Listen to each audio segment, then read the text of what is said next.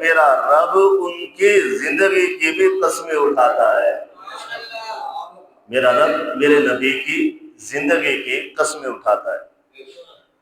لعمرک، اللہ فرماتا ہے محبوب مجھے تیری ساری زندگی کی، تیری پوری عمر کی قسم ہے. انہم لفی سکرتہم یعمہون، بے شک یہ لوگ جو تیرے اوپر اعتراض کرتے ہیں یہ نشے میں ہے اور نشے میں اونگے پڑے ہوئے ہیں.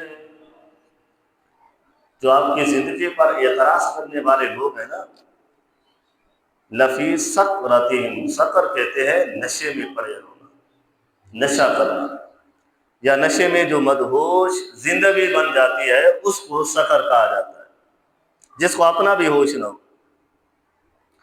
تو اللہ رب العزت نے ہمارے نبی کے لیے لعمرک فرمایا، اور اس میں اللہ رب العزت نے میرے محبوب کے ایک لمحے کی قسم نہیں کھائی، ایک وقت کی قسم نہیں کھائی، ایک سال کی قسم نہیں کھائی، چند سالوں کی قسم نہیں کھائی، بلکہ میرے رب نے میرے نبی کی پوری زندگی کی قسمیں اٹھائی ہیں، پوری زندگی. اب وہ زندگی میرے نبی کی پیدائش سے لے کر 63 سال تک جو اللہ نے میرے نبی کو عمر عطا فرمائی ہے،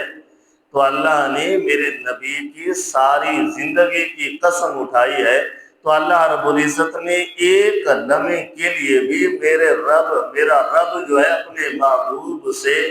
ایک لمحے کے لیے بھی ناراض نہیں ہوا تھا. اگر ناراض ہوتا یا کوئی لمحہ آپ کا ایسا گزرتا جو اللہ کو پسند نہ ہوتا معاذ اللہ، تو پھر میرا رب ساری زندگی کی کبھی قسم نہ اٹھاتا. تو یوں کہہ دیتا کہ فلاں سال کی مجھے قسم ہے، یا دن کی قسم ہے، یا رات کی قسم ہے، یا مجھے اتنے سالوں کی قسم ہے. وہ میرا رب ہے، جتنی چاہتا وہ قسمیں اٹھا سکتا تھا. لیکن میرے رب نے جب ہمارے نبی کے ہر لمحے کی قسم اٹھائی ہے، تو یہی تو ہم سنیوں کا میلاد ہے. ہم سنی اللہ کے محبوب کے ہر لمحے شان کو اجاگر کرتے ہیں کہ اللہ نے ہمیں وہ نبی عطا فرمایا ہے جس کی میرے رب نے ہر لمحے کے لیے قسم اٹھا رکھی ہے. ہم بھی کوئی ایک وقت کے لیے میلاد نہیں بناتے، بلکہ اپنی ساری زندگی کا سرمایہ اپنے نبی کی شان کو بیان کرنا ہی ہماری زندگی کا مقصد ہوتا ہے. کیوں مقصد ہوتا ہے؟ اس لیے کہ اللہ نے ہمارے نبی کو شان ہی اتنی عطا فرمائی. اب یہاں پر حضرت عثمان بن ابو عاص رضی اللہ تعالی عنہ، حضرت عثمان بن ابو عاص رضی اللہ تعالی عنہ، دلائل النبوہ میں ہے کہ اللہ کے پیغمبر کے سامنے حضرت عثمان بن ابو عاص رضی اللہ تعالی عنہ حاضر ہوئے اور عرض کی کہ یا رسول اللہ صلی اللہ علیہ وسلم، میں جب جو کچھ آپ سے سنتا ہوں، قرآن پڑھتا ہوں، لیکن مجھے یاد کچھ بھی نہیں رہتا، میں بھول جاتا ہوں، میرے حافظہ بڑا کمزور ہے. یہ حضرت عثمان غنی رضی اللہ تعالیٰ عنہ کی بات نہیں ہو رہی، یہ دوسرے کوئی صحابی ہیں جن کا نام حضرت عثمان بن ابو عاص رضی اللہ تعالیٰ عنہ ہے. تو جب حضور صلی اللہ علیہ وسلم کی خدمت میں حاضر ہوئے تو حضور صلی اللہ علیہ وسلم نے فرمایا ادنو فی بعثمان، اے عثمان ذرا میرے قریب آ جاؤ. جب حضرت عثمان غنی رضی اللہ تعالیٰ عنہ نے حافظے کی شکایت کی، تو ہم اپنے نبی کی ہر وقت تعریفیں کیوں کرتے ہیں؟ کیونکہ اللہ نے ہمارے نبی کو اتنی شان عطا فرمائی ہے. اگر ہم دن رات بھی تعریفیں کرتے رہیں تو بھی حق اپنے نبی کا ادا نہیں کر سکتے. اب یہاں پر شان مصطفیٰ صلی اللہ علیہ وسلم میں ایک چیز ہے جس کو لعاب دہن کہا جاتا ہے. شان مصطفیٰ با لعاب مصطفیٰ صلی اللہ علیہ وسلم. تو حضرت عثمان بن ابو عاص رضی اللہ تعالیٰ عنہ جب حافظے کی شکایت کی، فرمایا یا رسول اللہ، جب میں کوئی چیز یاد کرنے لگتا ہوں، جب میں قرآن پڑھنے لگتا ہوں یا آپ کی حدیثیں یاد کرنا چاہتا ہوں، لیکن میرا حافظہ کمزور ہے، مجھے کچھ یاد نہیں ہوتا، تو میرے نبی نے فرمایا اے عثمان میرے قریب آ جاؤ۔ حضرت عثمان حضور صلی اللہ علیہ وسلم کے قریب ہوئے تو حضور صلی اللہ علیہ وسلم نے اپنا لعاب دہن حضرت عثمان کے منہ میں ڈالا۔ جب حضرت عثمان بن ابو عاص رضی اللہ تعالیٰ عنہ کے منہ میں حضور صلی اللہ علیہ وسلم نے اپنا لعاب ڈالا، تو ڈالنے کے بعد پھر کئی دن بعد حضرت عثمان بن ابو عاص رضی اللہ تعالیٰ عنہ فرماتے ہیں کہ حضور صلی اللہ علیہ وسلم نے جب لعاب دان ڈالا تھا، اس کے بعد سے لے کر جب تک اللہ نے مجھے زندگی عطا فرما دی، جب تک میں زندہ رہا تو اللہ نے ایسا حافظہ عطا فرمایا کہ جو کچھ بھی میں سنا کرتا تھا فوراً مجھے یاد ہو جایا کرتی تھی۔ حضرت عثمان بن ابو عاص رضی اللہ تعالیٰ عنہ فرماتے ہیں کہ جب سے حضور صلی اللہ علیہ وسلم نے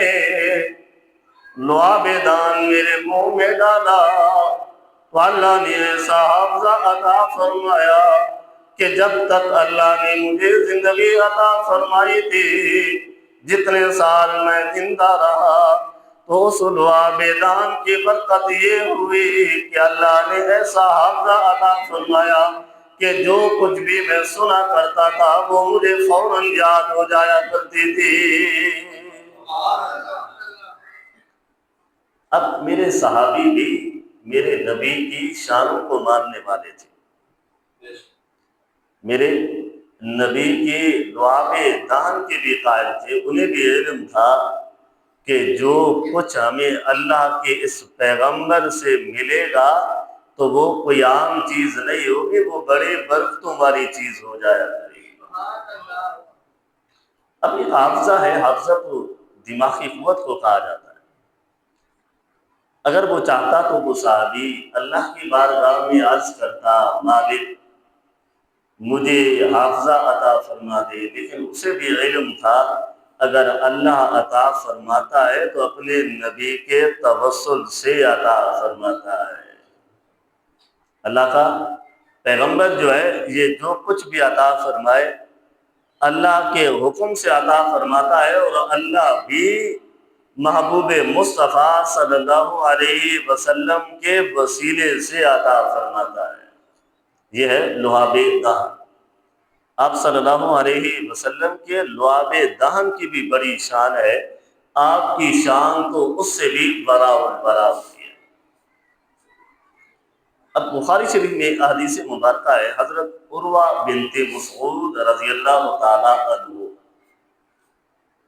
مقام حدیبیہ کی جگہ پر، یہ اس وقت عروہ بنت مسعود رضی اللہ تعالیٰ عنہ انہوں نے ابھی اسلام قبول نہیں کیا تھا،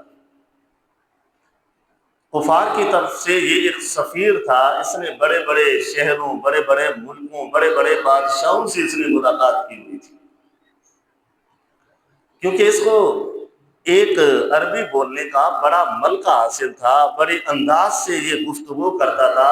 گفتگو کرنے کا طریقہ اسے بڑا احسن انداز سے آتا تھا۔ تو کفار مکہ جب بھی کہیں پر اپنا سفیر بھیجنا ہوتا تھا وہ حضرت عروہ بن مسعود رضی اللہ تعالیٰ عنہ کو ہی بھیجا کرتے تھے۔ یہ جب مقام حدیبیہ میں آیا تھا تو اس وقت یہ ایمان کی دولت سے مالا مال نہیں تھا، ابھی اس نے کلمہ طیبہ نہیں پڑھا تھا۔ مقام حدیبیہ کے 1 سال یا 1.5 سال بعد اس نے کلمہ طیبہ پڑھا تھا۔ حضرت عروہ بن مسعود رضی اللہ تعالیٰ عنہ تو مقام حدیبیہ میں حضور صلی اللہ علیہ وسلم کے ساتھ 1400 یا 1500 صحابہ کرام کے ساتھ تھے، اور مدینہ طیبہ سے چلے تھے مکہ شریف کی طرف حج کرنے کا، عمرہ کرنے کا ارادہ تھا۔ تو ان کو کفار نے مقام حدیبیہ پر روک لیا تھا، حضور صلی اللہ علیہ وسلم اور آپ کے اصحاب کو۔ پھر بات چیت ہونی تھی، تو بات چیت کرنے کے لیے کفار نے اس حضرت عروہ بن مسعود رضی اللہ تعالی عنہ کو بھیجا اور کہا کہ جاؤ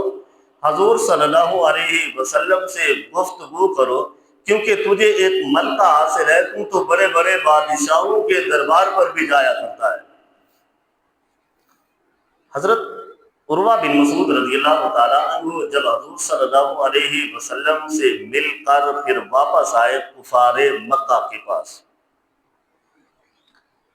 آ کر یہاں پر انہوں نے پوچھا، کفار مکہ نے پوچھا بتاؤ حضور صلی اللہ علیہ وسلم کا انداز کیسا تھا اور گفتگو کرنے کا نظام کیسا تھا، کیونکہ یہ بڑا ایک فصیح آدمی تھا۔ تو جب اس نے کفار مکہ کے سامنے بیٹھ کر حضور صلی اللہ علیہ وسلم کی جو شان بیان کی تھی، اس وقت یہ ایمان بھی نہیں لایا تھا اور کہنے لگا کہ واللہ ان رأیت ملکا یعظم اصحابہ ما یعظم اصحاب محمد صلی اللہ علیہ وسلم۔ یہ احادیث مبارکہ بخاری شریف میں موجود ہے۔ فرمانے لگے کہ واللہ مجھے اللہ کی قسم آج تک میں نے کسی بادشاہ کے دوستوں کو، ان کے اصحاب کو ایسی تعظیم کرتے ہوئے نہیں دیکھا جس طرح محبوب مصطفیٰ کے اصحاب اپنے نبی کی تعظیم کیا کرتے تھے۔ یعظم اصحاب محمد صلی اللہ علیہ وسلم، کہ جس طرح محبوب مصطفیٰ صلی اللہ علیہ وسلم کے اصحاب اپنے نبی کی تعظیم کرتے تھے، ایسا کسی بادشاہ کے اصحاب اپنے بادشاہ کی تعظیم نہیں کیا کرتے تھے۔ فرمایا کہ واللہ لقد وفدت علی الملوک، میں وفد کی صورت میں بے شمار بادشاہوں کے پاس گیا، علی القیصر و کسریٰ و نجاشی، کہ میں قیصر بادشاہ کے پاس بھی گیا تھا، کسریٰ بادشاہ کے پاس بھی گیا تھا، نجاشی بادشاہ کے پاس بھی گیا تھا، لیکن ان کے اصحاب کو بھی دیکھا تھا،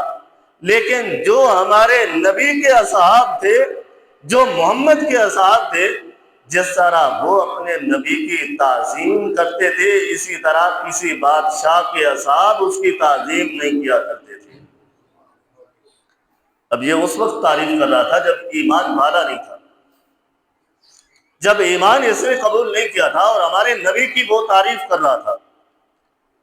کہ قیصر و کسریٰ کے بادشاہوں کو دیکھا میں نے، بڑے بڑے بادشاہوں کے دربار پر میں گیا ہوں، لیکن اس طرح تعظیم کرتے ہوئے ان کے لوگوں کو نہیں دیکھا جس طرح میں نے محمد کے اصحاب کو اپنے نبی کی تعظیم کرتے ہوئے دیکھا تھا۔ تو ان قریش نے پوچھا کیا دیکھا تھا تم نے وہاں پر، کیا نظام تھا؟ تو اس وقت حضرت عروہ بنت مسعود رضی اللہ تعالیٰ عنہ فرمانے لگے کہ پہلا جو کام میں نے دیکھا تھا وہ یہ تھا کہ ما تنخم رسول اللہ صلی اللہ علیہ وسلم نخامتا الا وقعت فی کف رجل منہم، کہ میں نے یہ دیکھا تھا کہ جب حضور صلی اللہ علیہ وسلم اپنے منہ سے لعاب دہن باہر نکالتے تھے، الا وقعت فی کف رجل، تو میں دیکھتا تھا کہ وہ لعاب دہن اصحاب جو ان کے صحابہ تھے اپنے نبی کا لعاب دہن بھی نیچے نہیں گرنے دیتے تھے۔ فی کف ید، کہ میں نے دیکھا تھا کہ کسی مرد کے لعاب دہن جو ہوتا تھا وہ صحابی اپنے ہاتھوں پر لے لیا کرتے تھے، اپنے ہاتھوں پر اس کو نیچے زمین پر نہیں گرنے دیتے تھے۔ فرمایا کہ صرف زمین پر گرنے کے بعد ہو سکتا تھا کہیں جا کر ہاتھ دھو لیتے ہوں. فرمایا ایسا نہیں، ذالک بہا وجہہ وجلدہ، کہ میں نے صحابہ کو دیکھا تھا وہ اپنے نبی کا لعاب دہن جو حضور صلی اللہ علیہ وسلم کے منہ سے نکلتا تھا وہ اپنے ہاتھوں پہ لیتے، ہاتھوں پہ لے کر اپنے چہروں پر مل دیا کرتے تھے یا اپنے جسموں پر مل دیا کرتے تھے. یہ اب حضرت عروہ بن مسعود رضی اللہ تعالیٰ عنہ ہمارے نبی کی شانوں کو بیان کر رہا تھا، اور شان صرف وہ جو لعاب دہن تھی. اور فرمایا آج تک کسی بادشاہ کے ماننے والوں نے ایسا کبھی عمل نہیں کیا کہ ان کا لعاب ان کے منہ سے نکلا ہو تو ان کے اصحاب نے آگے ہاتھ دے کر لعاب ان کا لے لیا ہو، لیکن میں نے محمد کے اصحاب کو یہ تعظیم کرتے ہوئے بھی دیکھا تھا. اب محبوب مصطفیٰ صلی اللہ علیہ وسلم کے لعاب دہن کو بھی میرے اصحاب نیچے نہیں گرنے دیا کرتے تھے. اب وہ مارکا، وہ محلہ ایسا تھا، وہ انداز ایسا تھا. جیسے ہمارے ہاں ایک مثال کے طور پر بتایا جا رہا ہے کہ اگر کوئی ایم پی ایم این اے آ جائے تو ہم میں سے کوئی ہر آدمی جو ہے وہ بولنا شروع کر دیتا ہے. لیکن وہاں پر یہ ادب تھا کہ عروہ بنت مسعود رضی اللہ تعالیٰ عنہ وہ ایک بڑا سفیر تھا، اس کے سامنے میرا محبوب بول رہا تھا تو صحابہ کرام نے سوچا ہم تو اپنے نبی کی شان اپنے الفاظ سے تو بیان نہیں کر سکتے، تو اگر اپنے نبی کی شان اپنے انداز سے تو بیان کر سکتے ہیں. زبان سے بتا تو نہیں سکتے کہ ہمارے نبی کو اللہ نے اتنی شانیں عطا فرمائی. پھر انہوں نے سوچا کہ کیوں نہ ہم وہ ایسا کام کر کے دکھائیں جس سے یہ کفار متاثر ہو جائیں اور جا کر اپنے کافروں کے سامنے بیٹھ کر ہمارے نبی کی شان کو بیان کرنا شروع کریں، ہمارے نبی کی شان کو بیان کرنا شروع. پھر بولنا بھی ادبی تھی، نبی کے سامنے صحابہ کیسے بول سکتے تھے. پھر انہوں نے کیا یوں کہ حضور صلی اللہ علیہ وسلم اپنا لعاب دہن نکالتے تھے تو صحابہ آگے ہاتھ دے دیا کرتے تھے. فرمایا کہ دوسری بات یہ ہے کہ اذا امرہم فابتدروا امرہ، کہ اگر حضور صلی اللہ علیہ وسلم کسی صحابی کو حکم دینا چاہتے کہ فلاں کام کر کے آؤ تو حضرت عروہ بن مسعود رضی اللہ تعالیٰ عنہ بیان فرماتے ہیں کہ میں نے دیکھا ہر صحابی تیار بیٹھا ہوتا تھا کہ حضور صلی اللہ علیہ وسلم مجھے ارشاد فرما دے اور میں اپنے نبی کا کام مکمل کر کے آ جاؤں. جیسے ہم گھر بیٹھے ہیں تو اگر کوئی کام کہنا پڑے تو سارے ہماری اولاد بیٹے بیٹھے ہوں تو چھپ جاتے ہیں کہ ہمیں ہی نہ کام کہہ دیا جائے، اور اسی طرح کوئی بڑا آدمی بیٹھا ہو تو ہر بندہ چھپ جاتا ہے کہ ہمیں نہ کام کہا جائے. لیکن حضرت عروہ بنت مسعود رضی اللہ تعالیٰ عنہ بیان فرماتے ہیں کہ میں نے یہ دیکھا تھا کہ اگر ہمارا نبی اللہ کا پیغمبر کوئی اپنے منہ اقدس سے کوئی بات کرنا چاہتے، حکم دینا چاہتے، میں نے دیکھا 1400 صحابہ بیٹھے ہوتے تھے، ہر ایک تیار بیٹھا ہوتا تھا کہ ہمارا نبی ہمیں حکم ارشاد فرما دے، ہم اپنے نبی کا کام کر کے واپس لوٹیں. فرمایا تیسری وجہ میں نے یہ بھی دیکھی تھی، وَإِذَا تَوَضَّأَ قَالُوا يَقْتُلُونَ وُضُوءِهِ، کہ جب حضور صلی اللہ علیہ وسلم وضو کرنے بیٹھتے تھے تو صحابہ کرام قَالُوا يَقْتُلُونَ عَلَى وُضُوئِهِ، وضو کے پاس جمع ہو جاتے، جمع ہونے کے بعد جو پانی آپ کے چہرہ اقدس سے مس ہو کر نیچے گرنے لگتا تھا تو صحابہ کرام اس پانی کو بھی نیچے گرنے نہیں دیا کرتے تھے. قَالُوا يَقْتُلُونَ، صرف اتنا نہیں کہ پانی کو گرنے نہیں دیتے تھے بلکہ اس پانی کو حاصل کرنے میں لڑائی جھگڑا کرنے میں بھی تیار ہو جاتے تھے کہ ہمارے نبی کے چہرہ اقدس سے پانی مس ہو کر اب زمین پر نہیں گرنا بلکہ اس پانی کو بھی میرے صحابہ نیچے ہاتھ دیتے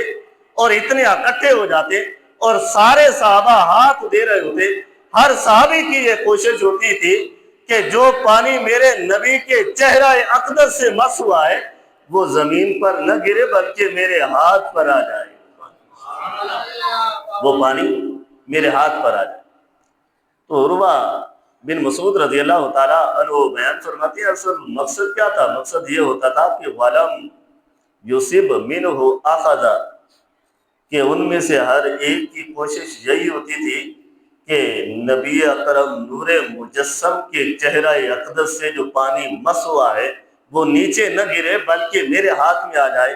جب ان کے ہاتھ پر آ جاتا تھا تو اس پانی کو لے کر وہ صحابہ اپنے چہروں پر اور اپنے جسم پر ملا کرتے تھے.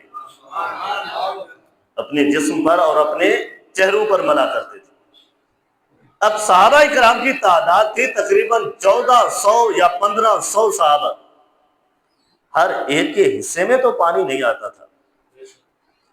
تو جس صحابہ کی